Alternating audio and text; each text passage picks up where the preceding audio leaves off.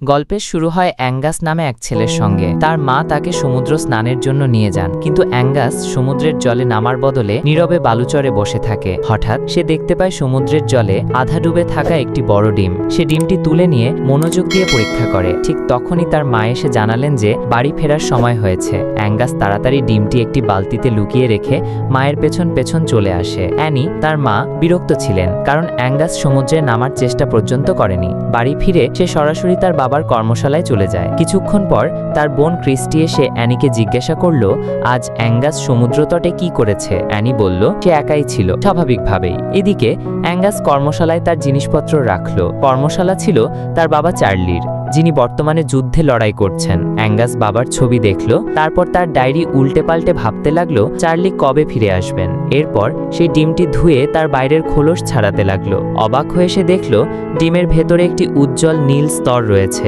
ডিমটিকে আলাদা জায়গায় রাখার প্রস্তুতি নিচ্ছিল। ঠিক তখনই অ্যানি তাকে ডাকলো আর সে সেটি রেখে তাড়াহুড়ো করে ভেতরে চলে গেল। সেই রাতে প্রবল বৃষ্টি পড়ছিল। অ্যাঙ্গাস চিন্তিত হয়ে পড়ল যে ডিমটি কর্মশালায় নিরাপদ নয়। বৃষ্টির মধ্যে বাইরে গিয়ে এসে দেখল ডিমটি ফেটে গেছে। ডিমের ভেতর তাকিয়ে সে দেখতে পেল একটি অদ্ভুত প্রাণী। হাত বাড়াতেই প্রাণীটি তার দিকে তাকালো আর অ্যাঙ্গাস বুঝলো ওটা হয়তো শুধু ক্ষুধার্ত। সে তাড়াতাড়ি খাবার আনতে ছুটলো। ফিরে এসে দেখলো প্রাণীটির আওয়াজ শান্ত হয়েছে। অ্যাঙ্গাস আস্তে করে তার নতুন বন্ধুকে খাওয়ালো। অ্যানির ডাক এলে সে বিনা দ্বিধায় ঘুমিয়ে পড়ল। পরদিন সকালে অ্যাঙ্গাস জেগে দেখলো তাদের দরজায় একদল সৈনিক দাঁড়িয়ে। অ্যাঙ্গাস, অ্যানি ও ক্রিস্টি মিলে ক্যাপ্টেন হ্যামিল্টনকে স্বাগত জানালো। তিনি জানালেন শত্রু সেনারা হয়তো সমুদ্র তীর ধরে আক্রমণ চালাতে পারে। সৈন্যরা তাদের বাড়িতেই অবস্থান করবে এবং সমুদ্র উপকূলে প্রতিরক্ষার প্রস্তুতি নেবে। সৈন্যরা সরঞ্জাম নামিয়ে তাদের প্রতিরক্ষা ব্যবস্থা গড়ে তুলল। অ্যানি ক্রিস্টি ও অ্যাঙ্গাসকে তাদের ঘরে থাকতে বললেন। পরে লাইব্রেরিতে গিয়ে অ্যাঙ্গাস রহস্যময় প্রাণী সম্পর্কে একটি বই খুঁজে পেল। বই হাতে কর্মশালায় ফিরে এসে দেখলো শৃঙ্খলার মধ্যে প্রাণীটি আছে, সেটি চার্লির জুতো কামড়াচ্ছে। বুঝতে পেরে যে ওটি এখনো ক্ষুধার্ত, অ্যাঙ্গাস রান্নাঘরে গেল, কিন্তু সেনাবাহিনীর রাঁধুনি সার্জেন্ট স্ট্রাঙ্ক তাকে আটকে দিলেন। অ্যাঙ্গাস প্রাণীটির খাবারের প্রয়োজনের কথা বলল, কিন্তু স্ট্রাঙ্ক রাজি হলেন না। শেষমেশ অ্যাঙ্গাস প্রস্তাব দিল সে রান্নাঘরের আবর্জনা ফেলে আসবে। তে স্ট্রাঙ্ক রাজি হলেন। ডাস্টবিন থেকে কিছু খাবারের উচ্ছিষ্ট নিয়ে অ্যাঙ্গাস প্রাণীটিকে খাওয়ালো। প্রাণীটি তৃপ্তির সঙ্গে খেলো। অ্যাঙ্গাস তার নাম রাখলো ক্রুসো। খাওয়া শেষে ক্রুসো আনন্দের সঙ্গে পানি ভর্তি একটি বালতিতে সাঁতার কাটতে লাগলো। এদিকে ক্যাপ্টেন হ্যামিল্টন সৈন্যদের কড়া অনুশীলন করাচ্ছিলেন, কোনো মুহূর্তে আক্রমণের জন্য প্রস্তুত থাকে। অ্যাঙ্গাস ক্রুসোকে কর্মশালায় রেখে চুপি চুপি সরে গেল, যাতে অ্যানি টের না পায়। পরে লুইস নামে এক ব্যক্তি শহরে এলো এবং সরাসরি কর্মশালায় গিয়ে অ্যানির সঙ্গে কথা বলল। কাজ চাইল। অ্যানি বললেন আগে তাকে পুরো কর্মশালাটা পরিষ্কার করতে হবে। লুইস রাজি হয়ে সঙ্গে সঙ্গেই কাজ শুরু করলো। পরিষ্কারের সময় লুইস সেই ডাস্টবিন নিয়ে বাইরে গেল। এখানে অ্যাঙ্গাস ক্রুসোকে লুকিয়ে রেখেছিল। অ্যাঙ্গাস এটা দেখে দৌড়ে গেল থামাতে, কিন্তু ডাস্টবিন তখন খালি। অ্যাঙ্গাস রাগে জিজ্ঞেস করলো লুইসকে আর সে তার বাবার কর্মশালায় কি করছে। লুইস বলল শুনুন ভাই, তোমার বাবা যুদ্ধ থেকে ফিরে এলে কর্মশালা ফেরত নিতে পারবেন, তো ততদিন এখানে আমি দায়িত্বে। তো বিপদে আছে বুঝে অ্যাঙ্গাস তাড়াতাড়ি বাড়ির ভেতরে চলে এলো এবং নিরাপদ জায়গা খুঁজতে শুরু করলো। এদিকে তো চুপি চুপি বাড়ির ভেতরে ঢুকে পড়েছে। সার্জেন্ট স্ট্রাঙ্কের কুকুর চার্চিলকে দেখে ফেললো। সে তার পেছনে ছুটে গেল, কিন্তু কুকুরটি শিকলে বাঁধা থাকায় তাকে ধরতে পারল না। ক্রুসো দ্রুত বাথরুমে ঢুকে পড়ল। ঠিক তখনই ক্রিস্টি সেখানে প্রবেশ করল। সে চিৎকার করে উঠে দৌড়ে উপরে চলে গেল। অ্যাঙ্গাস তাকে শান্ত করল এবং ব্যাখ্যা করল যে ক্রুসো তার পোষা প্রাণী। সমুদ্রের ধারে পাওয়া এক অদ্ভুত ডিম থেকে ফুটে বেরিয়েছিল সে। ক্রিস্টি ভীত হলেও প্রতিশ্রুতি দিল যে অ্যানিকে কিছু বলবে না, কারণ ক্রুসো কাউকে ক্ষতি করবে না। ওয়ার্কশপে ফিরে এসে অ্যানি লুইসকে চার্লির কিছু কাপড় ধুতে দিল। লুইস দ্বিধা করে জিজ্ঞেস করলো চার্লি হয়তো আর কখনো ফিরবে না। অ্যানি ভারাক্রান্ত মনে জানালো যে চার্লি সমুদ্রে জাহাজডুবিতে মারা গেছে। এরপর অ্যানি লুইসকে বাথরুমের একটি লিক সারাতে বলল। লুইস যখন সেই বাথরুমের দরজায় কড়া নাড়ল, অ্যাঙ্গাস ও ক্রিস্টি তাকে ভেতরে ঢুকতে না দেওয়ার চেষ্টা করল। দীর্ঘ নীরবতার পর লুইস হুমকি দিল যে সে অ্যানিকে বলে দেবে তারা কি লুকিয়ে রেখেছে। শেষমেশ ক্রিস্টি বাধ্য হয়ে দরজা খুলল। লুইস ঢুকে বলল সে লিক সারাতে এসেছে। হঠাৎ তার চোখ ক্রুসোর উপর পড়ল। থমকে দাঁড়িয়ে ভয়ে জিজ্ঞাসা করল এটা কি। অ্যাঙ্গাস ক্রুসোর পুরো গল্প বলল।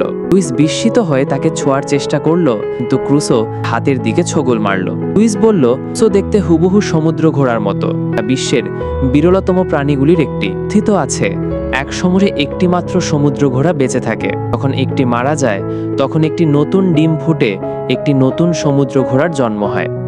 সে আরো বলল সমুদ্র ঘোড়ার জাদুকরী ক্ষমতা আছে। তখনই দরজায় কড়া নাড়ল। অ্যাঙ্গাস লুইসকে অনুরোধ করল ক্রুসোকে লুকিয়ে রাখতে। অ্যানি কখনো তাকে বাড়িতে থাকতে দেবে না। লুইস রাজি হলো। ভেতরে ঢোকার পর প্রাণী দেখতে পেল না। ক্রুসো লুকানো জায়গা থেকে উঁকি দিচ্ছিল। লুইস তুরতার সাথে অ্যানির মনোযোগ অন্যদিকে সরিয়ে নিল। বাইরে বেরিয়ে অ্যানি ক্যাপ্টেন হ্যামিল্টনের সঙ্গে দেখা করল। তাকে সৈন্যদের ভোজে আমন্ত্রণ জানালেন। দিন রাতে লুইস অ্যাঙ্গাসকে বলল ক্রুসোকে তার আসল বাড়ি সমুদ্রে ফিরিয়ে দেওয়া উচিত, কিন্তু অ্যাঙ্গাস অস্বীকার করল, জানালো ক্রুসো তার সঙ্গেই থাকবে। শীঘ্রই সৈন্যদের ভোজ শুরু হলো বাড়িতে। অ্যাঙ্গাস ক্রুসোকে বাথরুমে রেখে খাবার পরিবেশনে সাহায্য করছিল। দরজা বন্ধ করতে ভুলে গেল। সুযোগ পেয়ে ক্রুসো পালিয়ে গেল। এদিকে সার্জেন্ট স্ক্র্যাঙ্কের কুকুর চার্চিল তার গন্ধ পেয়ে উন্মত্ত হয়ে খুঁজতে লাগলো। চিল ক্রুসোকে দেখে তাড়া করল। ঘরের ভেতর দৌড়ে খাবার টেবিলে লাফিয়ে পড়ে পুরো ভোজ নষ্ট করে ফেলল। সবাই চার্চিলকে ধমকালো এবং শাস্তির হুমকি দিল। ক্রুসো বাইরে ছুটে গিয়ে ফোয়ারায় লাফিয়ে পড়ল, যেখানে সে আনন্দের সঙ্গে মাছ খেতে লাগলো। অ্যাঙ্গাস ব্যাকুলভাবে ক্রুসোকে খুঁজছিল। লুইস তাকে আশ্বস্ত করল যে সে নিরাপদে প্রাণীটিকে খুঁজে এনে দেবে। অ্যাঙ্গাস বাড়ি ফিরে গেল, আর অনেক খোঁজাখুঁজির পর লুইস ক্রুসোকে খুঁজে পেল। তখন সে অনেক বড় হয়ে গিয়েছিল, এখন তাকে মুক্ত করে দেওয়ার সময় এসেছে। তারা একসাথে ক্রুজোকে একটি ট্রাকের পেছনের অংশে তুলে সমুদ্রের ধারে নিয়ে গেল। ভারাক্রান্ত হৃদয়ে তারা তাকে পানিতে মুক্তি দিল। অ্যাঙ্গাস বিষণ্ণ ছিল, কিন্তু জানতো তার কোনো উপায় নেই। পরের দিন দুইজন জেলে, জিমি ও তার বন্ধু হুই, সাগরে মাছ ধরছিলেন, যখন হুই হঠাৎ তাদের রশিতে একটি ভারী টান অনুভব করল। তিনি টেনে আনতে শুরু করলে তাদের নৌকা ডুবতে লাগল। হঠাৎ একটি বিশাল ক্রুজো তাদের সামনে জল থেকে বেরিয়ে এলো। উভয়েই হতবাক হয়ে গেল। হুই প্রাণীটিকে ধরার ইচ্ছা করল, কারণ তিনি জানতেন এটা বড় সম্পদ বয়ে আনতে পারে, কিন্তু জিমি তা প্রত্যাখ্যান করল। ক্রুজো ডুবতে থাকা নৌকাটি তীর থেকে দূরে নিয়ে যেতে শুরু করল। জিমি তাদের জীবন বাঁচাতে রশিটি কেটে দিল, আর ক্রুজোকে সাঁতরে চলে যেতে দেখে বিস্মিত হয়ে তাকিয়ে রইল। সে এমন একটা অদ্ভুত অসাধারণ প্রাণী কখনো দেখেনি। অন্যদিকে ক্যাপ্টেন হ্যামিল্টন অ্যাঙ্গাসকে জানালেন যে তার মা চায় সে যত দ্রুত সম্ভব সেনাবাহিনীতে যোগ দেয়। অ্যাঙ্গাস সৈন্যদলের সাথে যোগ দিল এবং তাদের কাজে সাহায্য করল, কিন্তু কয়েকদিনের মধ্যে সে বোর হয়ে পড়ল। এক সকালে সে ক্যাপ্টেন হ্যামিল্টনের চোখ ফাঁকি দিয়ে সমুদ্রের দিকে দৌড়ে গেল। সে ক্রুজোকে ডাকল, কিন্তু কোথাও দেখা পেল না। অ্যাঙ্গাস ছোট একটি নৌকায় চড়ে খোঁজ নিতে বাইরে গিয়েছিল। হঠাৎ ক্রুজো জল থেকে উঠল তার পাশেই, আর অ্যাঙ্গাস বিস্মিত হল যে কত বিশাল হয়ে গেছে সে। শক্তিশালী লাফ দিয়ে ক্রুজো অ্যাঙ্গাসকে পিঠে তুলে নিল। প্রথমে ভয় পেলেও পরে অ্যাঙ্গাস শিথিল হয়ে উত্তেজনাপূর্ণ সমুদ্রযাত্রার আনন্দ নিতে শুরু করল। ক্রুজো তাকে তীরে ফিরিয়ে দিল। সে রাতেই সার্জেন্ট স্ট্রাঙ্কের কুকুর চার্চেল তার গন্ধ পেয়ে জলের দিকে দৌড়ে গেল। স্ট্রাঙ্ক বিস্ময়ে তাদের অনুসরণ করল। সে এমন বড় ও অদ্ভুত প্রাণী আগে কখনো দেখেনি এবং বিশ্বাস করতে পারেনি তার চোখকে। সেই রাতে অ্যাঙ্গাস উত্তেজিত হয়ে ক্রিস্টি ও লুইসকে তার অভিযান সম্পর্কে বলল। তারা হেসে উঠল এবং উৎসাহিত হল। তাদের আনন্দ বাড়ি জুড়ে প্রতিধ্বনিত হল। দরজার কাছে দাঁড়িয়ে থাকা অ্যানি হাসল এবং বাইরে চলে গেল। লুইস তার পেছনে গিয়ে অ্যানিকে ধন্যবাদ জানালো। লুইসের কারণে অবশেষে সে তার সন্তানদের আবার খোলাখুলি হাসতে দেখেছিল। লুইস কেবল হেসে বলল এবং হেঁটে চলে গেল। এদিকে জিমি একটি সাংবাদিক জ্যাককে সমুদ্রে সেই অদ্ভুত প্রাণী সম্পর্কে বলছিল। জ্যাক মনে করল এই খবর শহরে বিনিয়োগকারী ও পর্যটক আকর্ষণ করতে পারে। হুই বলল শহর যেমন আছে তেমনই ভালো আছে, কিন্তু জ্যাক জোর দিয়ে বলল মানুষদের এই ধরনের বিপজ্জনক সামুদ্রিক প্রাণী সম্পর্কে জানতে অধিকার আছে। পরের দিন হ্যামিল্টন অ্যানি ও তার সন্তানদের নিয়ে গেল এক কাছাকাছি টিলায়, যেখানে তিনি তার সৈন্যদের প্রস্তুতি দেখালেন এবং শত্রুদের বিরুদ্ধে ব্যবহার করা অস্ত্র প্রদর্শন করলেন। সে তার সৈন্যদের জলে লুকানো লক্ষ্যবস্তুতে কল্পিত হামলা চালানোর নির্দেশ দিল। অ্যাঙ্গাস বুঝতে পারল এই অভ্যাস ক্রুজোর জন্য বিপদ হতে পারে এবং অ্যানিকে অনুরোধ করল এই অনুশীলন বন্ধ করার জন্য। তিনি তার তাড়াহুড়ো বুঝতে পারলেন না এবং তাকে স্থির থাকতে বললেন। এমনকি ক্রিস্টির আবেদনও যে অ্যাঙ্গাস সত্য বলছে কারো কাছে গিয়ে পৌঁছায়নি। সেনারা সমতলে ফাঁকা গুলি ছুড়তে শুরু করলো, আর ক্রুশো আতঙ্কিত হয়ে মরিয়াভাবে পালানোর চেষ্টা করলো। জিমি এবং জক সৈকতে এসে ক্রুশোর ছবি তুলতে চাইলেন, কিন্তু প্রাণীটি লুকিয়ে রইল। হতাশ হয়ে তারা একটি সরল মূর্তি বানিয়ে তার ছবি তুলল এবং পরের দিনের পত্রিকায় প্রকাশ করল। কয়েকদিন পর যখন সার্জেন্ট স্ট্রাং ছবিটি দেখলেন, তিনি সাগরের ধারে যে ভয়ঙ্কর প্রাণীটি দেখেছিলেন তা চিনতে পারলেন। স্ট্রাং এবং কয়েকজন সৈন্য সিদ্ধান্ত নিলেন ক্রুসোকে খুঁজে বের করে হত্যা করবেন। রাতের বেলা ক্রিস্টি চুপি চুপি অ্যাঙ্গাসের ঘরে গেল। তারা বাড়ি থেকে পালিয়ে সমুদ্রের ধারে গিয়ে ক্রুসোর খোঁজ করল। অ্যাঙ্গাস ডাকে বলল এবং একটি উত্তেজনাপূর্ণ মুহূর্ত পর ক্রুসো মুখ খুলল, কিন্তু সে বন্য এবং অচেনা রূপে ছিল। সে অ্যাঙ্গাস এবং লুইসকে অতিক্রম করে চলে গেল, যারা ভয়ে দেখতে লাগলো। ক্রুসো আবার জলের নিচে ডুব দিল। অ্যাঙ্গাস লুইসকে দোষ দিল, তাদের সিদ্ধান্তে ক্রুসোকে মুক্তি দেয়া এই বিপদ সৃষ্টি করেছিল। এদিকে স্ট্রাঙ্ক এবং তার লোকেরা নৌকায় করে ক্রুসোকে শিকার করছিল, তাকে হত্যা করার উদ্দেশ্যে। যখন তারা তীরে পৌঁছাল, তখন চার্চিলের তীব্র ভূমিকায় তারা সতর্ক হলো। স্ট্রাঙ্ক নৌকাটি শব্দের দিকে পরিচালিত করল এবং মুহূর্তের মধ্যেই ক্রুসো বেরিয়ে এসে চার্চিলকে হত্যা করল। তারপর সৈকতে আবার নীরবতা নেমে এলো। সৈন্যরা বুঝতে পারছিল না কি ঘটছে এবং জলের দিকে গুলি ছুড়ল। হঠাৎ ক্রুসো নৌকাটির সঙ্গে ধাক্কা খেল এবং সবাইকে পানিতে ফেলে দিল। জলরাশিতে ক্রুসো বন্য হয়ে উঠেছিল।